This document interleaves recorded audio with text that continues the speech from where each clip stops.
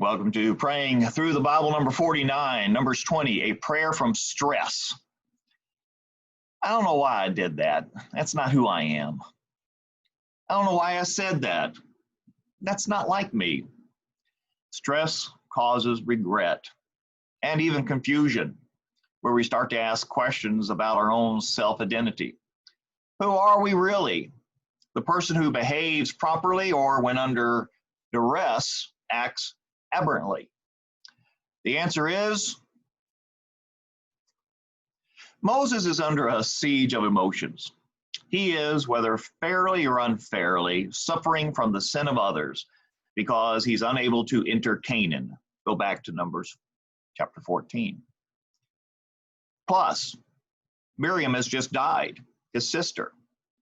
Numbers 20, verse 1. 3, while not stated, Moses is getting older, but mainly 4. There's the people. They are stressful. The nation is without water again and again quarreling. Chapter 20, verses 2 through 3.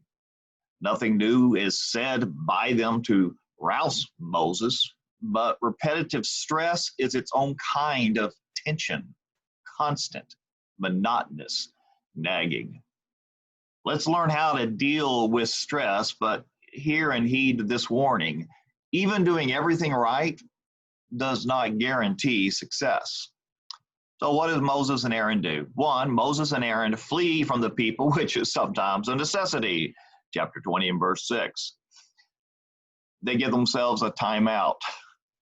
2, Moses and his brother flee to God at the doorway of the tent of meeting, the tabernacle, chapter 20 and verse 6.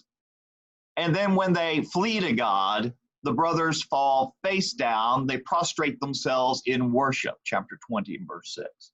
Now in this, the leaders set the right example before the crowd. Getting away and going to God are stress relievers. This is when I believe God's weary servants pray. Now, no words are recorded, but prostrating ourselves is a common prayer position. Contemplate this. Is there such a thing as a wordless prayer? Have you ever started to pray, wanted to pray, but the words just would not flow? You entered the presence of God. You fell down in utter exasperation, and in silence, you find yourself unable to utter and declutter your jumbled thoughts. I have been there. After doing everything right, Moses loses it.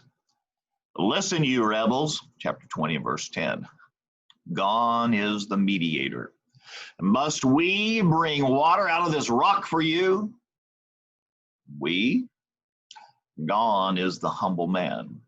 How can Moses and Aaron do everything right and then fail? That's the scary part. That's the power of stress. Satan knows how to use our stress against us. Satan is, ironically, patient, waiting on us to lose our patience. Unlike before, God commands Moses to speak to the rock instead of striking the rock. Numbers 20, verse 8, Exodus 17, verse 6. God changes his method of giving grace.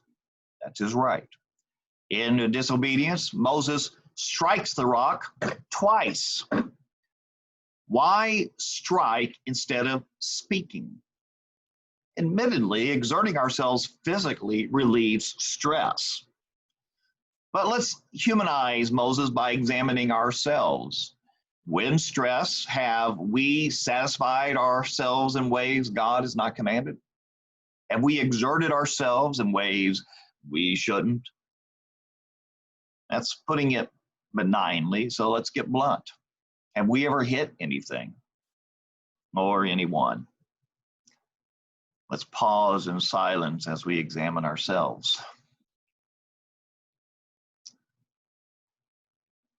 Amazingly, God gives grace, showing his holiness, chapter 20, verse 13.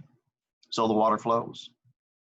Despite his grace and because of his holiness, God, whether angrily or sadly, I wish we could hear the tone, responds to Moses' uncharacteristic behavior. Because you did not trust me, I can hear a sigh. To demonstrate my holiness in the sight of the Israelites, you will not bring this assembly into the land I have given them. Chapter 20, verse 12. Who's the real Moses? The humble, patient mediator? The impulsive, egocentric, tired leader? The answer is yes. God both rewards and punishes the real Moses and the real us. Meaning, we need to strengthen the real us against the other real us. What's our prayer challenge? Know our stress points. Pray not to be led into temptation. Pray that after doing everything right, we can make real who we really want to be. Start praying. This has been Praying Through the Bible, number 49, Numbers 20, a prayer from stress. If this has been a blessing to you, please share, please subscribe, and start praying. Thank you.